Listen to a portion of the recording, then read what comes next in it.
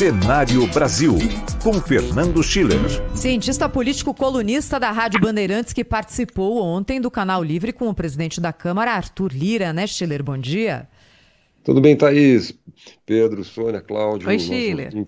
Tudo jóia. Olha, participei ontem lá, um debate interessante com o Arthur Lira, um político pragmático, está no seu último mandato como presidente da Câmara. Eu achei o Arthur Lira, assim, entre pragmático, um pouco resignado com algumas coisas. Ele deu alguns recados, né? Primeiro recado, ele disse, olha, tenho uma dívida com o governo me apoiou. Teve um momento da entrevista, eu achei curioso, que ele disse, eu não precisava do apoio do PT para me eleger, pode ser um pouco de bravata, não é verdade? Mas eu fiz esse acordo, ganhei 400 e tantos votos, foi uma votação maciça na Câmara, foi do PT ao PL, a votação do Arthur Lira, então ele diz assim, eu devo algumas coisas para o governo. E basicamente ele definiu lá a dívida dele. A dívida é basicamente os dois grandes temas da pauta, o novo marco fiscal e a reforma tributária. O novo marco fiscal, segundo o presidente Arthur Lira, não vai ter grande problema. E ficou claro por quê, né? Por que não vai ter grande problema o novo marco fiscal? Porque a conta vai para o futuro, quer dizer, ninguém paga essa conta, não tem corte de gastos, não tem decisão difícil a ser tomada no fundo. O Brasil está transitando de uma regra de teto restritiva, né, uma regra de teto dura, que implica em corte de gastos, portanto, ela implica em reformas, boa parte não foi feita, né, a gente até tocou em algumas das reformas que não foram feitas, para uma reforma, para um marco fiscal que tem aumento de carga tributária, de um lado, né, e aumento de investimento, então, no mínimo 0,6 a 2,5, então, assim, é uma regra expansionista, um piso para investimentos, enfim, tira fora da regra algumas áreas, como educação. Então, eu digo assim, não é um grande problema. Para gastar, não tem grande problema no Congresso. Para dizer que vai aumentar investimento, que vai aumentar o gasto público, enfim, não tem grande problema, né? Perguntado sobre esse tema dos impostos, a Thaís fez essa referência aqui, ele disse, não vai aumentar imposto. A Câmara não aceita imposto, o Congresso não aceita. Bom, aí tem um problema, né? Aí nós chegamos, eu quase perguntei lá, mas tinha muita gente para perguntar, eu fiz algumas outras questões, até fiz essa questão, né? A questão é básica, assim, nós estamos discutindo a reforma tributária. A reforma tributária foi apresentada durante todo esse tempo como tendo um efeito neutro, ou seja, não vai aumentar a carga tributária, nós vamos fazer, ela vai continuar com 33%, 34% do PIB, que é muito alto, A minha visão, Thaís, a gente tinha que estar discutindo aqui redução de carga tributária, mas não é isso que o país está discutindo, muito menos em Brasília, né? Mas vamos lá. Agora, se o ministro da Fazenda diz que vai aumentar, tem que aumentar de 100 a 150 bilhões de arrecadação federal para fechar aquelas metas de superávit primário ali, nós temos um déficit projetado para esse ano acima de 100 bilhões, né? Então, se vai aumentar o gasto público em no mínimo 0,6 da inflação, gasto público aumento real, né? E a meta é, em 2026, ter 1% de superávit primário, qual é a mágica aí, né? A mágica é aumentar a carga tributária. E o governo tem sido franco em dizer isso. Então, se o Congresso, o presidente da Câmara diz que não vai aumentar imposto e o governo diz que vai aumentar 100, 150 bilhões a arrecadação, que é 7, 8% da arrecadação federal, eu perguntei isso para ele, tem um problema. Quando eu perguntei isso para ele, ele respondeu aquela frase dura, não haverá aumento de impostos, não haverá aumento de impostos, a Câmara não aceitará aumento de impostos. Bom, eu saí do Canal Livre com essa dúvida na cabeça, né? Como é que vai ficar esse imbróglio aí, né? Esse é o primeiro ponto. Então, assim, a questão da reforma tributária, tu mesmo colocaste, quer dizer, Thaís, está muito em aberto, né? Eu acompanho esse assunto relativamente de perto, quer dizer, tem todo o problema dos incentivos. Se a gente prestar atenção, semana passada houve um enorme lobby da Zona Franca de Manaus, por exemplo. Então, bom, vamos unificar a arrecadação, as alíquotas, etc. Mas a Zona Franca de Manaus continua. Não sei se vocês prestaram atenção no novo presidente do Sebrae Nacional, que foi trocado agora. Primeira declaração, o Simples continua. O Simples é o maior incentivo fiscal do país. Se não me engano, coisa de 90% dos CNPJs. Então, Simples. Né? Então, bom, Simples, de novo, é uma simplificação que já existe no atual sistema tributário. As pessoas jurídicas abrirão mão do Simples para entrar no novo modelo. Outra questão, a área de serviços, quando você unifica as alíquotas, seja no IVA dual, seja no IVA unificado, né, da PEC 45 ou da PEC 110, você tem um enorme aumento da carga tributária sobre serviços. Todas as contas mostram isso, né? Aí começa, bom, mas que serviços? Vamos fazer exceção para a educação? Vamos fazer exceção para a saúde? Vamos criar algum... Bom, isso é um problema. Vamos criar compensações. Então, tem muita coisa aberta. Mesmo a questão do IVA, é óbvio que o IVA dual, ele facilita o jogo. Ontem o Arthur Lira disse, não, vamos tirar os obstáculos. Um obstáculo é o problema da autonomia federativa. A Constituição de 88, ela criou esse princípio do federalismo fiscal. Os municípios podem fazer política fiscal, então conceder incentivos, definir alíquotas, etc. Então os estados também com o ICMS, todo mundo discutiu já a guerra fiscal, só que a guerra fiscal é um instrumento, digamos, de política econômica dos municípios, de competitividade, atratividade. Você cria, né, então você criar um imposto unificado federal, óbvio que vai dar uma gritaria. Na prática, os municípios eles vão ganhar repasses, os estados também.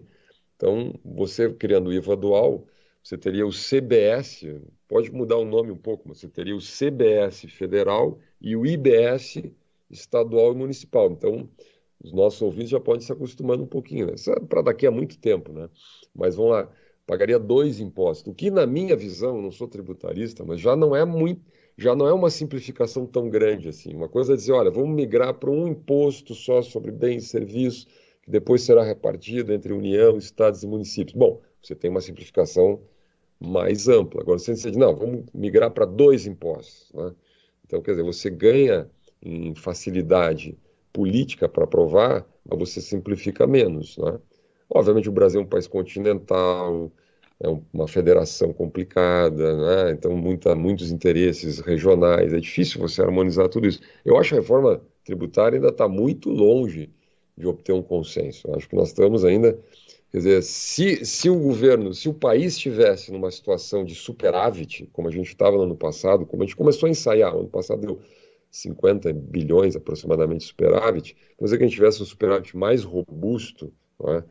E aí com folga, digamos assim, com gordura para, de alguma maneira, reduzir carga sobre setores, enfim, ajustar melhor isso. Agora, um país que está endividado, né, o governo querendo gastar mais, quer dizer, não faz reformas, não faz reforma administrativa, tá bom, aí complica, né? E para terminar, eu acho assim, o presidente disse algumas coisas assim, não digo negativas, mas deu alguns nãos, assim. Eu perguntei para ele sobre reforma administrativa, por exemplo, né? Toda a pauta de corte de gastos, eu perguntei, sumiu da pauta, né? Ninguém mais fala em PEC dos penduricalhos, ninguém mais fala em reforma administrativa, ninguém mais fala em nada que diga respeito à avaliação de desempenho dos funcionários. Tudo que diz respeito à modernização, a corte de gastos, a reforma saiu da pauta. Ele disse, saiu. Basicamente, com aquele jeito diplomático que tem que ter o presidente da Câmara, ele disse assim, olha, a gente teve um governo social-democrata, depois a gente teve um governo de esquerda, depois a gente teve um governo de centro, lá do Michel Temer, e depois um governo de centro-direita, que era do Bolsonaro, liberal, não sei o quê. Agora a gente tem um governo de centro-esquerda. Basicamente, ele disse o seguinte, não vai fazer. Então, a Câmara estava pronta para votar a reforma administrativa, não vai. Votou a PEC dos penduricalhos, está no Senado, mas parou no Senado.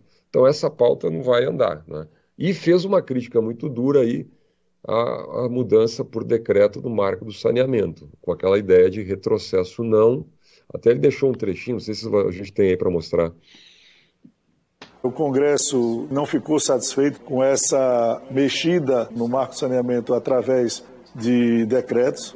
A lei que nós votamos, ela já tinha demonstrado algumas falhas com relação à formação de consórcios, a regiões metropolitanas, pequenos grupos regionais, que a gente precisa ajustar na lei.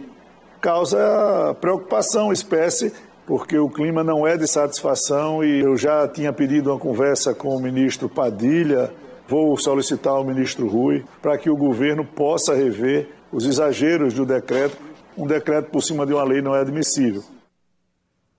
Ficou clara a posição, né, no marco do saneamento, que é um símbolo, não é? Quer dizer, isso implica outras reformas. Se o governo quiser reformar algum item da reforma da Previdência, reforma trabalhista, autonomia do Banco Central, isso inclusive ele citou na conversa, no Canal Livre, não vai retomar. Então é como se tivesse duas agendas. Tem uma agenda que ele considera do país, né, que é a reforma tributária, o marco fiscal, que eu acho que vai tranquilo, mas todo esse outro conjunto de medidas que eventualmente ele considera retrocesso. E aí não tem espaço para avançar na Câmara dos Deputados.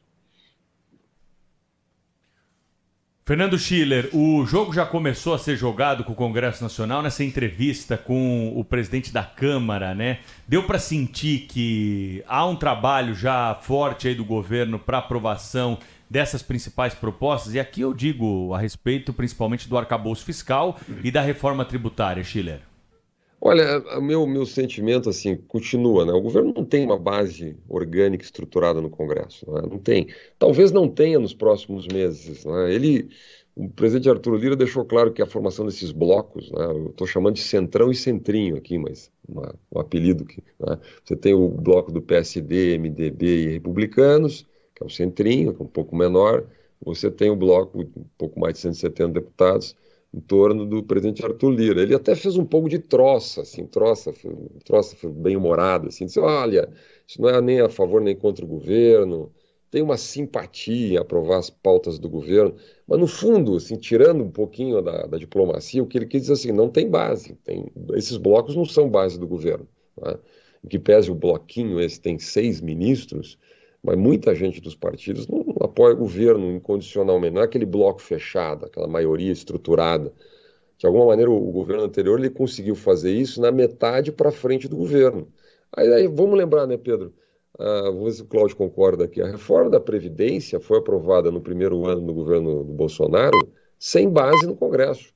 O Bolsonaro, cá entre nós, não é o político mais hábil do mundo para lidar com o Congresso, para fazer essas mediações todas, né? Mas foi aprovada lá, porque são pautas, né, pautas mais gerais, pautas que interessam de alguma maneira ao país, enfim, que anda no Congresso Nacional, né? Então, eu acho que a expectativa do governo nesse momento, me pareceu um pouco o recado do Arthur Lira, que essas pautas aí vão funcionar um pouco como a reforma tributária. Como a reforma da Previdência. Vão numa direção contrária, né? E são pautas que vão andar sem a base orgânica do governo. Esses blocos não são. E eu acho que não tem muita sinalização, não tem uma sinalização clara. O governo, para montar base no Congresso, vai custar muito caro. A verdade é essa. Vai ter que distribuir muita diretoria de estatal, vai ter que distribuir muito segundo escalão, vai ter que distribuir muita emenda, muito recurso, fazer muita pressão. E a reforma administrativa era essencial, né, Schiller? Isso é uma coisa que a gente não pode... Essa aí não vai. E não vai. Pois é, não, eu vi que você tentou lá, mas assim, não, acho que foi a última pá de cal, assim, que a gente ouviu, né, no Canal Livre ontem, que realmente não vai ter e ninguém vai querer levantar isso. O Schiller, agora sobre aumento de imposto, que é outra discussão a respeito de tudo isso que a gente está falando, né, o presidente foi taxativo, a Thaís já destacou aqui no começo, falou, olha, não tem a menor possibilidade de aumentar impostos nesse momento. Dá para acreditar 100% nisso, Schiller? Olha, o governo vai tentar de todas as maneiras, né? Agora está criando, na verdade, o imposto sobre essas compras de produtos chineses, né? Tá certo? Isso é aumento de imposto, né? Pode ser é justo, é correto, e cada um tem a sua opinião. Seria a prioridade do país, né? Ontem eu vi o vale creche para os magistrados, né? Vale creche para os juízes. Bom, então vamos cobrar imposto para quem compra R$50, R$100, R$200 de produto chinês, e vamos botar o Vale Creche para os juízes, para os magistrados. Ok, é uma prioridade do país. A gente deu 18% de aumento no teto salarial do funcionário público. Vocês viram ontem que saiu a notícia? O governo está abrindo um mega bloco de 8.500 vagas de concurso público.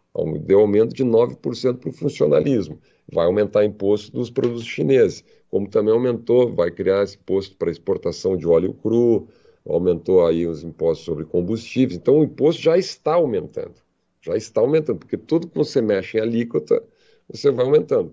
O governo fala agora em taxar jogos eletrônicos, comércio eletrônico, não sabe bem exatamente como é que vai ser isso.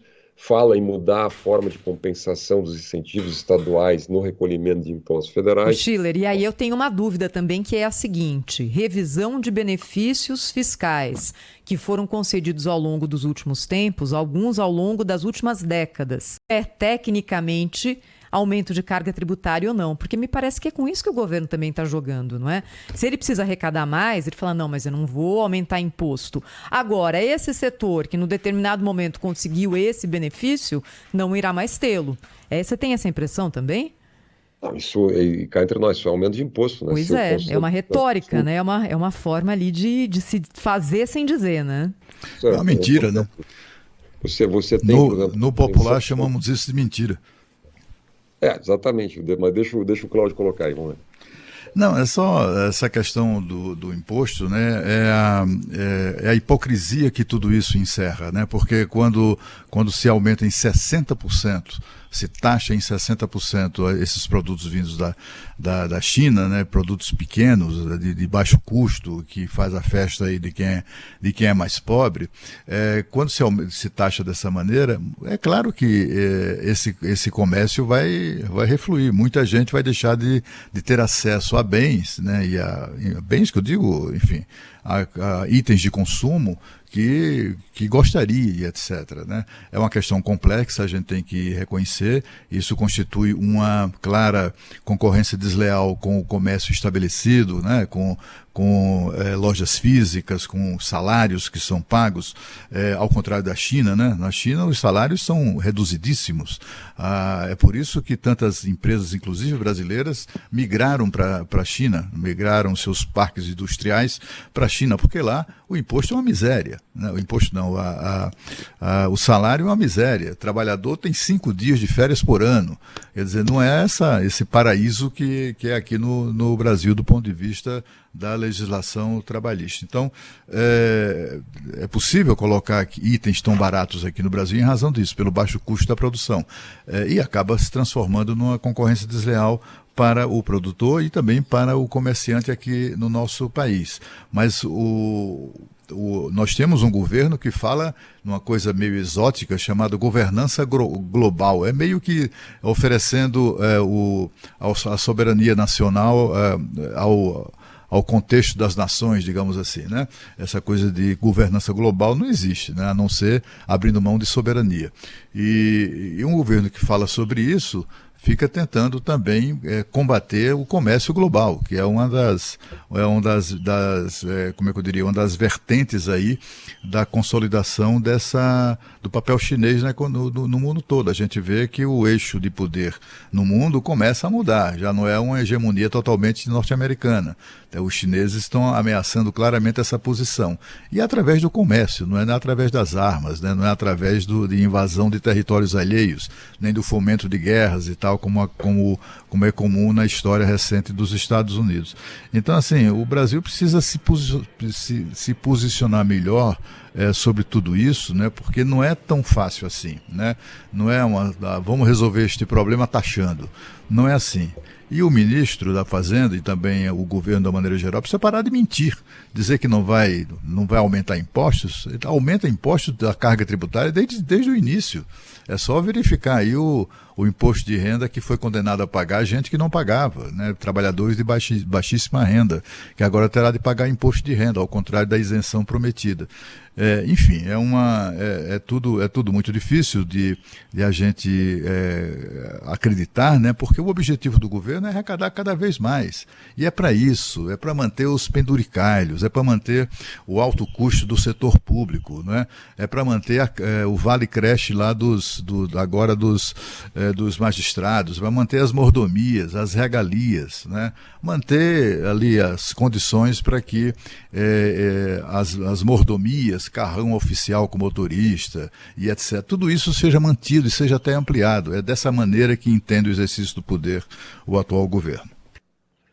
Olha, só para fechar meu ponto aqui, eu vou um pouco nessa linha também, quer dizer, o que não se escuta falar, que a conclusão que se tira da própria entrevista do Arthur Lira, não tem corte de gasto, ninguém fala em reforma. Esse tema que a Sônia colocou, reforma administrativa, esse PEC dos penduricalhos, ele deixou claro assim, por nós passaria a PEC dos penduricalhos. Só para informar o nosso ouvinte bem, o que é a PEC dos penduricalhos? É dizer o seguinte, olha, o teto foi aprovado 44 mil, arredondando, funcionários públicos federal, que é o salário do ministro do Supremo Tribunal Federal, é o teto e ponto, não tem o penduricalho, não tem uma série de benefícios em volta, vale isso, vale aquilo. não é? que vão ultrapassando o teto. Não é? Então, esse é só um exemplo. Não é? Agora, vamos lá. Não tem isso, só que tem um pequeno problema. Né? Para zerar o déficit público em 2024, como está na nova regra fiscal, precisa um aumento de, no mínimo, 100 bilhões. E não é só o ministro da Fazenda que está dizendo isso. Eu vi um texto do Felipe Salto, uma entrevista dele, dizendo isso. E o Felipe Salto foi do Senado Federal, é um economista respeitado, que inclusive é simpático ao governo, e que tem essa conta, e muitos economistas fazem essa conta. Onde é que vai vir isso? Quando o governo diz assim, vai pegar o ministro da Fazenda, diz, vou pegar as 500 maiores empresas, maiores faturamentos do país, e vou mudar a fórmula de cálculo dos incentivos. Então, recebe um incentivo estadual, a empresa, aí na hora que ela compensa, ela recolhe os impostos federais, vai mudar o cálculo. Então, não pode mais fazer um certo planejamento tributário. Então, nós vamos arrecadar mais 80 bilhões. Bom, isso é aumento de imposto, porque você vai recalcular, a empresa vai pagar mais. Para onde é que ela vai repassar isso? Não é? Ela vai incorporar digamos assim, esse resultado negativo? Não, ela vai repassar para o produto, ela vai repassar para a cadeia, né, de fornecedores, de consumidores, etc. Vai respingar lá no... Quando você retira dinheiro do mercado, 80, 100, 150 bilhões, alguém paga essa conta, né? Então, quer dizer, isso fica incógnito, eu diria, fica uma certa incerteza da excelente, aliás, entrevista dada pelo Arthur Lira ontem no Canal Livre. Fernando Schiller, cientista político, colunista da Rádio Bandeirantes, estará conosco de volta aí ao longo da semana para falar mais sobre a cena política nacional, análise na veia aqui no Jornal Gente.